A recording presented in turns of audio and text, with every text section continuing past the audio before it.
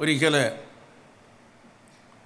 ഒരു college professor കുടുംബസമേതം ഇവിടെ വന്ന് ധ്യാനം കൂടി. ധ്യാനമെല്ലാം കഴിഞ്ഞ് അവർ മടങ്ങിപ്പോയി. കുറേ നാൾ കഴിഞ്ഞു. ഒരു ദിവസം ഞാനൊരു പള്ളിയിൽ ഒരു ശുശ്രൂഷയ്ക്കായി പോയി. ശുശ്രൂഷ കഴിഞ്ഞ് ഞാൻ മടങ്ങാൻ നേരത്ത് ഈ കോളേജ് പ്രൊഫസർ അവിടെ വന്നു.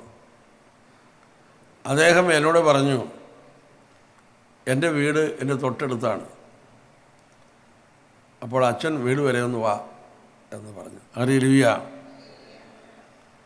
അങ്ങനെ അദ്ദേഹം എന്നെ ഒത്തിരി നിർബന്ധിച്ചതുകൊണ്ട് ഞാൻ അദ്ദേഹത്തിൻ്റെ വീട്ടിൽ പോയി. വീട്ടിൽ ചെന്നപ്പോൾ ഒരു 6 വയസ്സ് പ്രായമുള്ള അദ്ദേഹത്തിൻ്റെ മകനെ എൻ്റെ മുമ്പിൽ കൊണ്ട് നിർത്തിയിട്ട് പറഞ്ഞു, അച്ഛാ, ഇവൻ എല്ലാ ദിവസവും ബൈബിളൊക്കെ വായിക്കുന്ന കുട്ടിയാണ്, മിക്ക സങ്കീർത്തനവും ഇവനെ കാണാപ്പാടം അറിയാം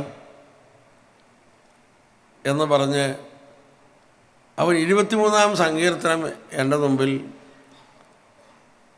കാണാപ്പാടം പാട്ടുപോലെ പാടി കേൾപ്പിച്ചു. ഹല്ലേലൂയ. അപ്പം ഞാൻ ഈ കൊച്ചിനോട് ചോദിച്ചു, നീ എല്ലാ ദിവസവും ബൈബിൾ വായിക്കുന്നുണ്ടോ? ഉണ്ട്. മറ്റ് പുസ്തകങ്ങളൊക്കെ വായിക്കുന്നുണ്ടോ? ഉണ്ട്. അപ്പോൾ മറ്റ് പുസ്തകം വായിക്കുന്നതും ബൈബിൾ വായിക്കുന്നതും തമ്മിലുള്ള വ്യത്യാസം എന്താണെന്ന് ചോദിച്ചു. ഹല്ലേലൂയ. ഉടനെ അവൻ പറയുകയാണ്, മറ്റ് പുസ്തകങ്ങൾ വായിക്കുമ്പോഴേ അത് എഴുതിയ ആൾ നമ്മുടെ കൂടെ ഇല്ലല്ലോ, ബൈബിൾ വായിക്കുമ്പോൾ അത് എഴുതിയ ആൾ കൂടെ ഉണ്ടെന്ന്. Hallelujah, hallelujah, hallelujah.